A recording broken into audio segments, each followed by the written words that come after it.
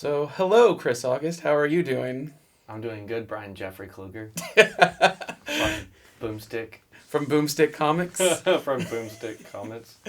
Oh, yes. So, Christopher August Magert, you have had quite a life and quite a career, haven't you? Yes. Mostly because I spent all of it with you. That's very true. How long have we known each other? For 31 years. 31 years. Yes. Knew you when I was 0. Yes, that's true. In my heart. In our hearts. And then we finally met, and we knew instantly Yes. what was going on. So tell me, how did you first get into music? What set that spark? I just around it with my dad and my brother, and heard a little Johnny Be Good, and I said, Chuck Berry? I like that. I love me some Chuck Berry. And Do you remember where you were? yeah, I was in my living room. Yeah. My dad had some old vinyls and stuff like that, and well, I guess they weren't old vinyls at the time. They were new. Now they're old vinyls, but at the time, some new ones, and I can just remember, Chuck Berry and Beatles and Beach Boys and all that stuff being played, and I don't know, I just always loved music. I don't remember like what got me into it. I just loved it. What was your first instrument that you owned and played? Keyboard, Where'd you get it? service merchandise. Service merchandise? Is that around anymore? I don't think so. What kind was it? Yamaha, but it was a $100 keyboard. I got it for my 15th birthday, and I can remember it. People know service merchandise had the conveyor belt, Uh-huh.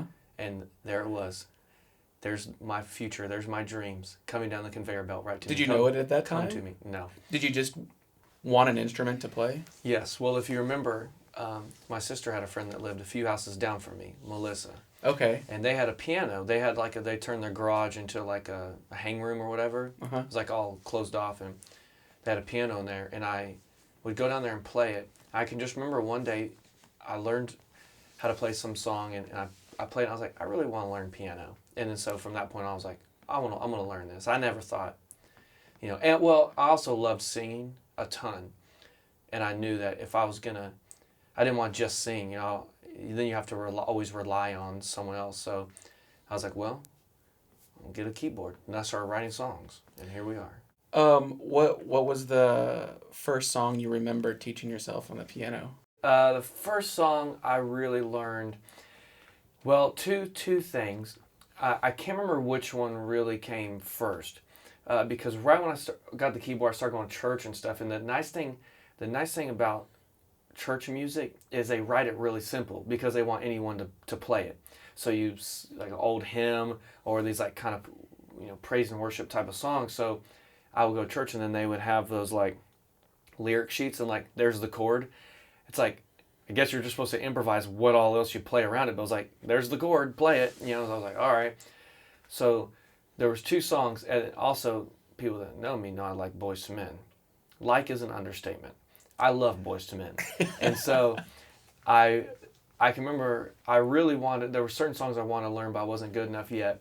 And when I also got my keyboard, it was a book that was like, you can play piano. And I was like, darn right I can. And how old were you again? 15. 15. And so I got this book, and so I learned what a chord was, and so you told me to play G, I played G. And so there was a song by Boyz II Men called A Song for Mama, and then there was a praise and worship song called My All in All. Those 2 were like the first 2 songs I ever played on keyboard. The first 2 songs. I played the mess out of them. You said that you started going to church around then. What started you going to church? What started that? Because that's a big part of your life right now. Yeah. There was a girl in my Spanish class. She was pretty. And she invited me to church. And I wasn't really into it at the time, but I figured, I'll go to church with her. So I went, and there was like a youth group thing, and we get in, and it's like your typical youth group. You go in, it's called the Underground, and there's smoke machines and black lights and some youth band playing. But there was free pizza. And I was like, this is awesome. You can't beat free pizza. And so any event, you put free pizza, people are going to show up. You know what I mean? So I kept going every week, and then, decided this is what I want to do. I became a Christian, and, you know, what- I always try not to, I try to steer clear of the Christianese, the talk. So, but I mean, what we would say, got saved, became a Christian, and then been going to church ever since. And how has that helped you in your life and influenced you? Oh man, it's a huge influence. It's you realize that in life it's about living for something that's bigger than yourself. That we weren't just put in here to how can we make a lot of money and get a fancy car and make ourselves shine. It's different. It's something way bigger than that. And so which I like about being in the industry, the Christian music industry, like I am, because it kind of takes a lot of the pressure off. Every other music industry, for the most part, as far as the radio goes, it's all about what can I do? I got to be better. I got the success. How do you measure your success is by how many records have you sold? How much money have you made? What kind of stuff do you have in? And that's probably a lot of businesses, not just music. But with me, it's here. I went from being in the mainstream industry to where after a show, people would say, "Oh man, that song was cool. That beat was cool. That was this." Now I'm in an industry to where after a show, I have people say, "Hey, I was thinking about ending my life, and I heard your song, it gave me hope, and I didn't do it." And that makes you happier. That's it's on a bigger level than just your music. I mean, you can't go from, "Hey, that was a cool beat," to like, "This changed my life." I mean, it's making a difference, and it's even if I can talk a little bit of Christianese for a second, that a lot of people will say, you'll hear people that are Christians who have jobs, especially one like mine, say, people will ask us, "When were you first called to this?" People, this calling, but it's interesting though, they throw that word around, the word calling, but if as a Christian, singing songs and having that talent, that's a gift, and just like someone would be funny, or that's a gift, but those aren't our callings as Christians. And so for me, it's like the Bible says the calling is to spread the gospel and make disciples, and sometimes people get confused by that. And so for me, it's like, man, just enjoy making music. It's fun. I love making music, and it's easy when you do it for a living. It's easy to forget, because you do have to, well, did I get this song on the radio? But then you just have to, like, man, who cares about that? Enjoy making music. This is what I do. It's like, it's fun. I mean, we're sitting in my studio right now. Do you think by going the music route and doing music for the church and music, that has helped you out in your life personally through hardships? Oh yeah, I mean, there's a lot. I mean, as a songwriter, it's like you can't be an awesome songwriter and have songs relate to people if you're not going through some of that stuff. I mean, it's hard, and you have to be this like vulnerable. You throw like a lot of personal stuff out there, and it's kind of awkward. I can remember, I had a song called 7 times 70, which was just about math and how much I hate it. No, that's not true. But it's a song, for people that know the Bible, know there's a story where this guy's, his friends kind of doing him over and over. He's like, man. So he asked Jesus, how many times do I have to forgive this guy? Man, it's like 7. And he's thinking like, when he says 7, he's thinking like, oh, that's a lot of times to forgive. Like Jesus is going to be impressed. And Jesus' response was like, no, 70 times 7. And it was like, basically meaning, his point was only 490, then you're done. But it was like, that's what it's about, is forgiveness. With forgiveness comes healing. And so it's just, for me, when I wrote that song 7 times 70, I come from, as you know, but some other people may not, I come from a broken home, and a lot of us do, the people my age, and dealing with a lot of that stuff was hard. And so when I wrote that song, I was dealing with the forgiveness of that. And I wasn't writing about forgiveness that happened a long time ago. I was currently in the middle of working through that forgiveness and saying, man, it's okay. Like, I forgive that. And it doesn't erase it, and it's not healed overnight, but I mean, that's a first step. But I'll say this, I mean, since writing that song, a lot of stuff has happened in my family that's been incredible. And I've heard stories from other families. So for me, I mean, it makes it like doing that songwriting thing and opening up like that is like, I mean, it changes my life for sure, without a doubt. Good, for the better. Oh, yes. You're, when you say you're in the Christian music business, do you think your music could be for anyone of any religion, race? Oh, yeah. Yeah, I mean... Because all mostly the same values. Oh, yes. I mean, I would hope that anyone can listen to my music. I mean, I make, you know... And even if someone maybe here, you know, doesn't have that, you know, share that exact thing, like if someone's not a Christian or something, I mean, there's music I listen to that is made by people who aren't Christians. Yeah. I love their music, you know. But I didn't know if you wanted your music to be for everyone. Just you want it could be for everyone. Yes, without a doubt. It has the same message for everyone. It could be for everyone, and there's going to be some songs that are a little more down the lines of like what I'm doing in my Christian kind of life, you know, and learning. But then there's songs that are love songs or songs just about life, in general. And I'm not. I mean, that's a lot of Christian music too. I mean, you know, there's Christian music that people don't even realize is Christian music that's played on normal radio stations. Yeah. You know, bands like The Fray and all these people is like. I mean, that's what they're doing. You know, Need to Breathe. Yeah. I mean, it's huge artists that have gone on huge tours. But yeah, I mean, it's for everybody. So I want to ask you something fun that most people may not know about, but I was there. So you've played at these big concert halls. You've played at arenas. You've been on tour with many famous people.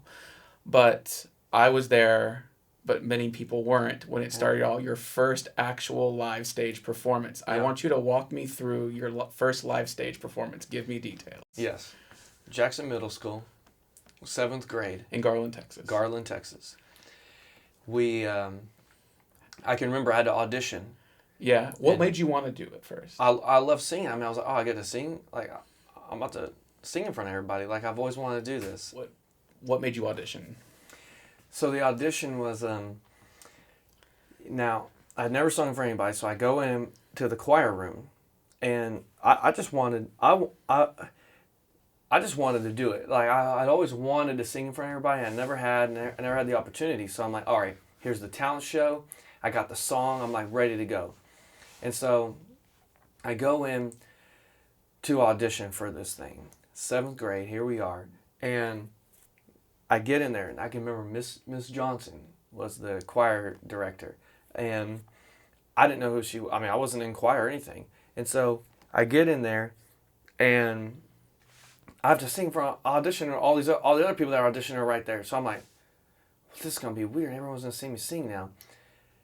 So I turned on my jam. So the one I auditioned with was a Tevin Campbell song called Can We Talk? Do many of your audience know who Tevin Campbell is? I don't know, but he's awesome.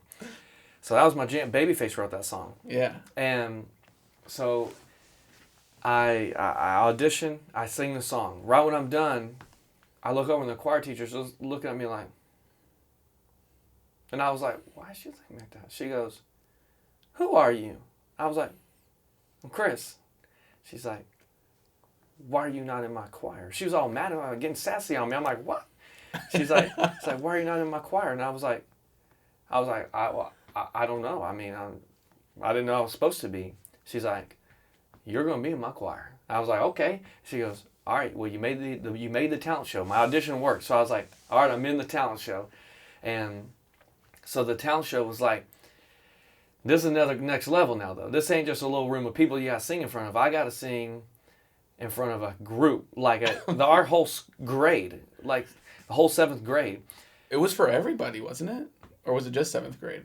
Oh, maybe it was for everybody. Okay. I don't know. All I know is we didn't have a talent show when I was in 6th grade. I remember this was like the first year. So all I know is, here we go. So the night before, my mom took me to Burlington Coat Factory. This is the night before I was like, Mom, I need something to wear. took me to Burlington Coat Factory, got me a black jean vest with metal snaps on it. I still remember exactly. Some blue jeans and this long sleeve off-white shirt to go underneath. What did your hair look like? I parted that hair down the middle. I was ready to go. I said, give me that microphone. Let's sing this song. And what did I sing? Some Boys to Men. So there I was singing my Boys to Men. And I was really nervous. I was watching everyone go. I can still remember the other acts. That's how crazy this is. So I'm watching the acts go, and here we go. And then I get up to sing my song. I'm super nervous. Like, my stomach hurts. I'm like, oh, my goodness. Like, what am I going to do? And so I get up there. I start singing. I look straight down the whole time. I can't look at anybody, which is funny because I still don't look at people when I sing. But not because I'm nervous, but I'm super nervous. I'm just looking straight down. And I tell people this to this day. I talk about this story at my shows. I'm looking straight down. I'm just singing. I'm getting it. Like, I feel like I'm doing pretty good. And then I look up just for 1 second, and there you are in like the third row or something like that. And you just got you look like this. And I just started laughing while I was singing. I had to look back down. And kept singing. And I can remember everyone started singing with me at the end. And it was funny.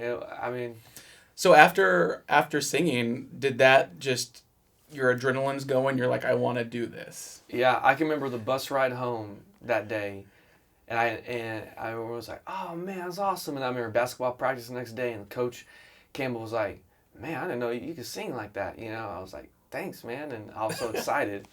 And then I sang later that year at a spaghetti dinner, sang some more Boys to Men.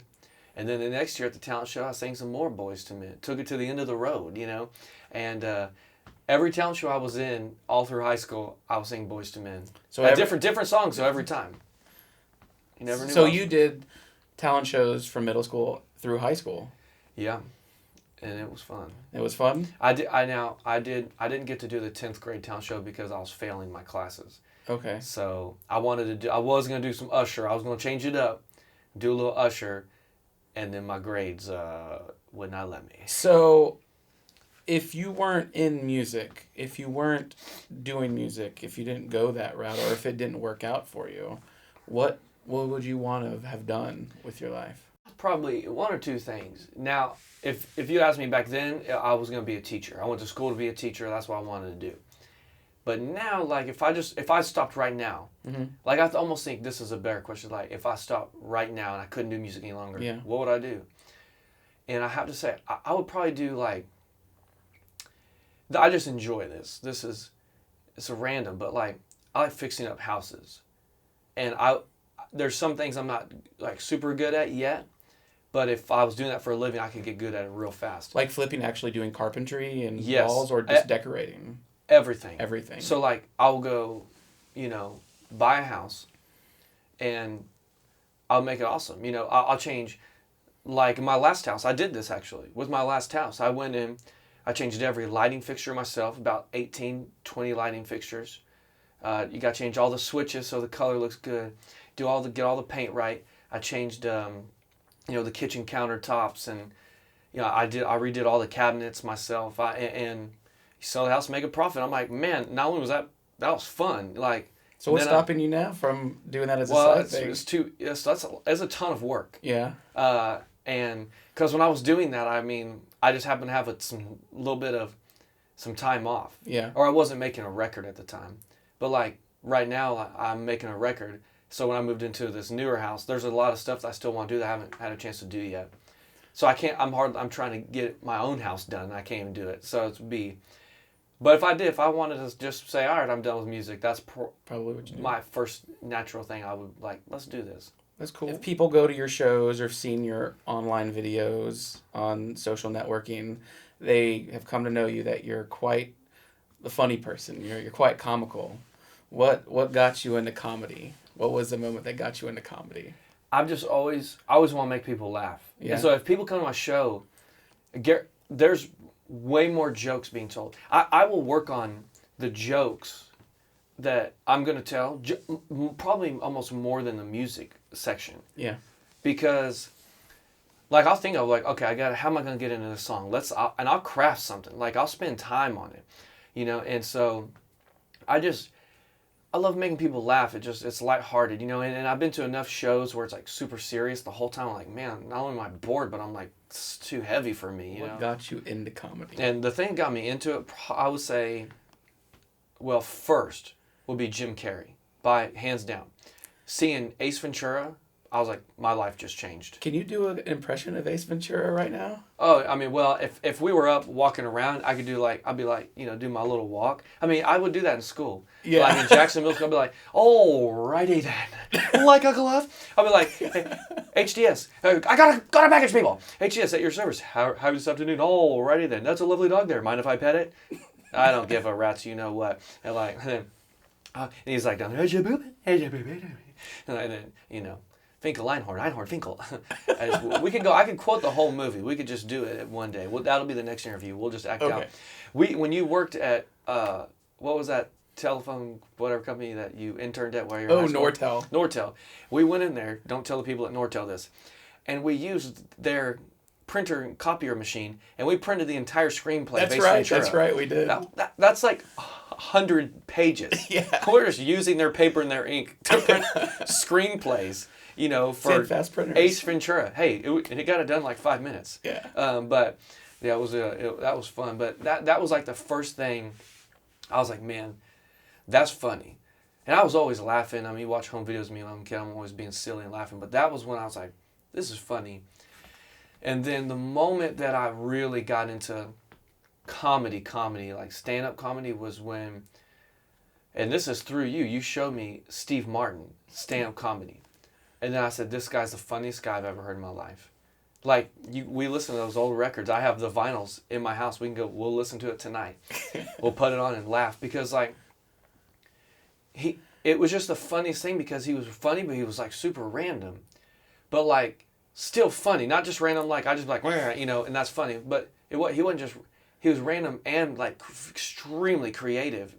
And his timing was, like, it was just amazing. And so, I mean, when I really started getting into him, I would quote his, if there was ever like a weird moment that in a show, like I always had a handful of Steve Martin things that I could just say, and then I'd be like, copyright Steve Martin, I'd give him credit.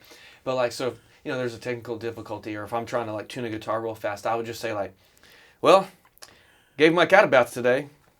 I know what you're thinking. You're not supposed to give a cat a bath. They hate it. It's so awful. Well, I don't know. He liked it. It was fun for me. The fur would stick to my tongue, but other than that, it was pretty good, and everyone's like laughing, but, or you just bust out some Steve Martin on some people and get it lighthearted. But and then he has this book, Born Standing Up, and if you get it on audio, he reads it. And I always tell people, anyone in the entertainment industry should read that book or listen to it. And I've done both. And it's one of the best books I've ever read. And his story is amazing. And to hear, his life through those stand-up comedy years, it's incredible. I mean, what he did was incredible. And to you've stop, incorporated that in your show. Oh, I mean, that's why for me, it's like, when he started, it's, working at Disney, the one in L.A. or Anaheim, Land or World, I don't know, one of the two. I always get them confused. But he's there and, working at his magic shop. And so he didn't have an act, He could sort of sing and play the guitar, play the banjo, but not really. And he wasn't like super good at magic yet, and it was interesting how it just naturally came together. He'd make like balloon animals. I mean, it was just like most random act. It wasn't a comedian, it wasn't a musician, it wasn't a clown. It was like, what is this guy doing? And then I think he said something about he realized when it was funnier when the magic trick wouldn't work, or he would just do something, dumb, like put a bouncy ball inside of a stuffed rabbit and go, here's my bouncing rabbit, and bounce it down and catch it. And that was the joke or the trick. It's like, what is wrong with this guy? And I think it caught people's attention because it was so different. It was just like a mixture of things. And so for me, there's times when, you go to these big shows and there's people flying around on trapeze looking thing, and all these lights and fire and in these big musical shows, that is. I mean, it's crazy. And how am I going to compete with that, a smaller artist? What can I do to compete with that to keep people interested? Then I just realized after a while, I'm always trying. Oh well, I need to do this. I need to have this video, and then you realize, wait a second, like, just do what you do. Get up there and play some songs and write some songs that people love, and like that they relate to, but make them laugh.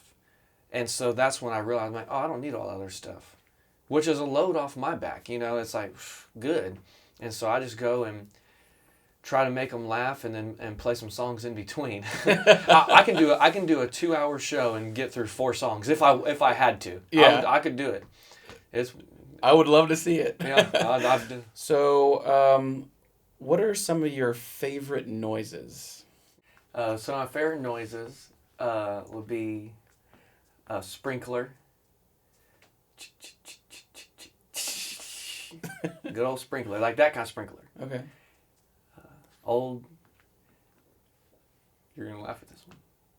A baseball game on an old transistor radio.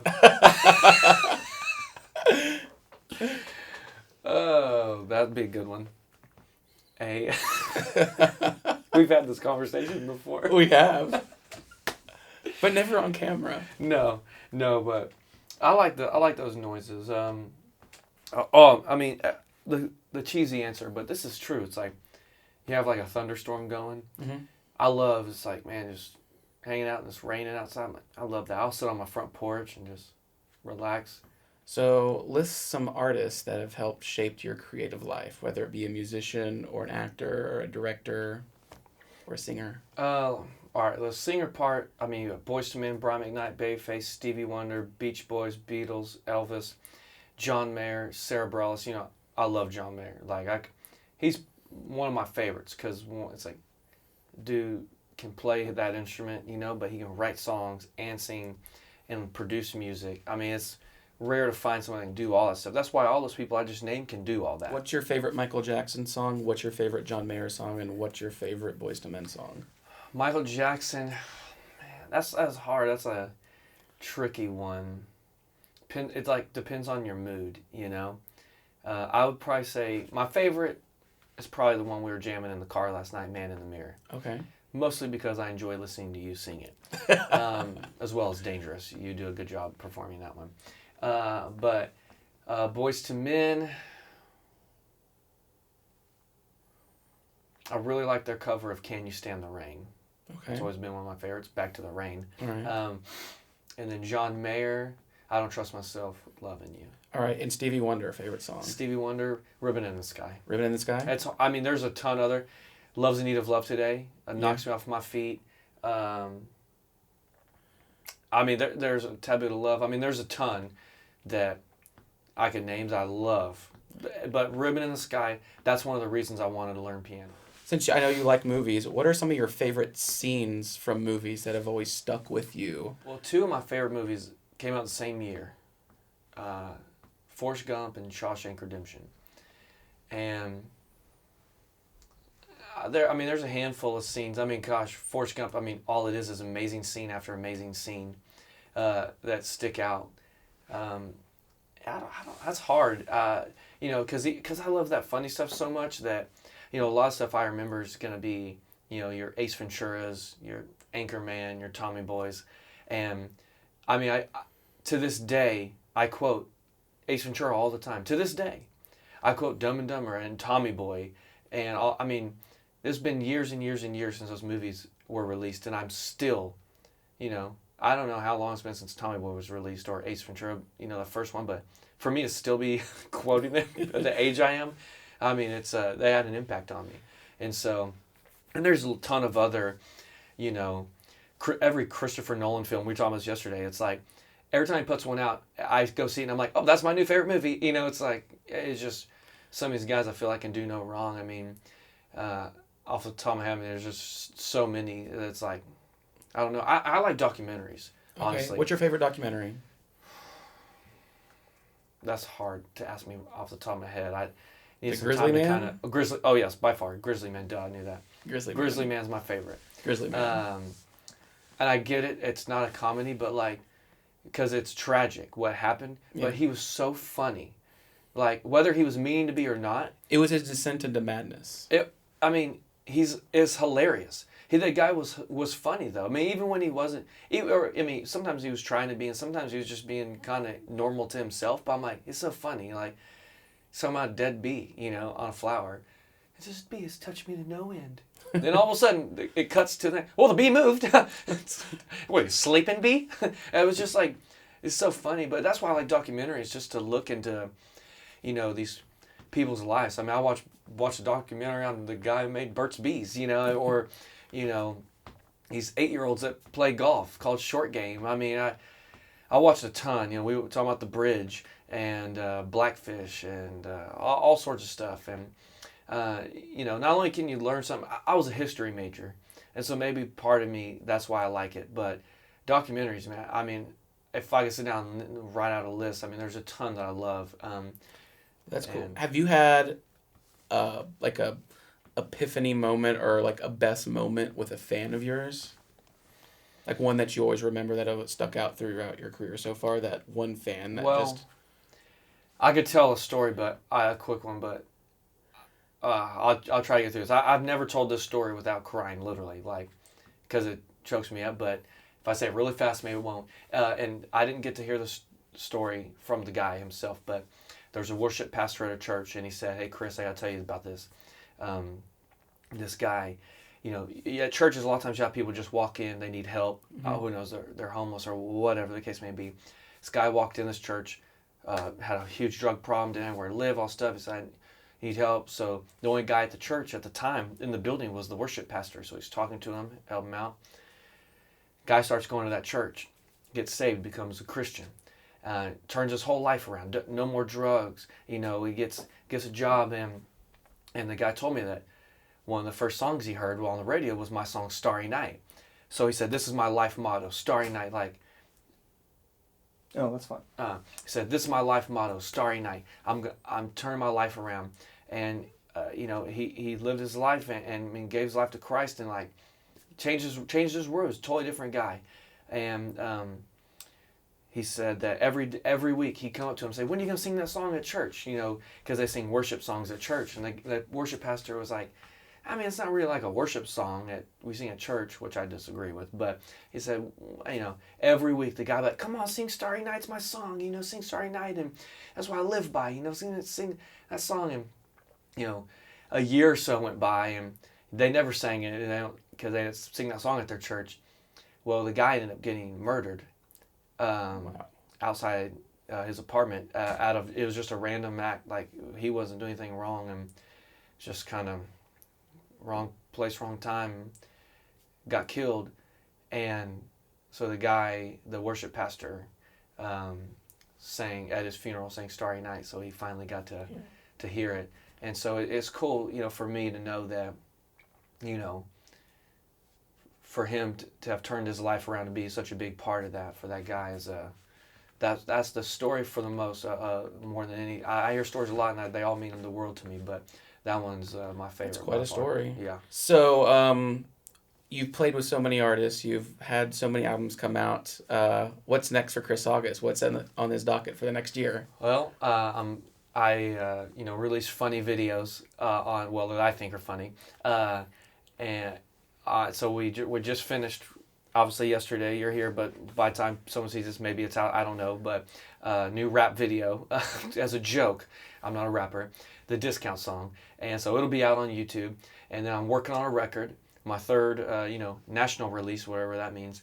And so I'm working on that. That'll be out next year. Of course, I'll be on tour with hopefully Bryan Kluger. We're gonna go sing at Comic Cons. I don't know what we're gonna do, but it'll be awesome. But make some cookie paste. Sweet. But yeah, no, just play some music and some Halo when it comes out. Oh, excellent. We won't go there right now. Yeah, our love for that is deep. It runs deep. That Xbox One, that Halo 5. Are they calling it Halo 5? What are they calling it? I think it's Halo 5. Or Halo. Whatever the Halo that's about to come out November 11th. Hey, we know about this, Jack. We're going to play that thing. We're going to play that. We are going to play that. We'll take no more videos, nothing. We're going to play Halo. Excellent. Close down Boomstick. Because we're playing Halo. It's Halo time. It's Halo time. Well, thanks for talking with me today. Yes. This was fun. It was more fun than my heart can hold. Oh, good. And that's it. Thank you.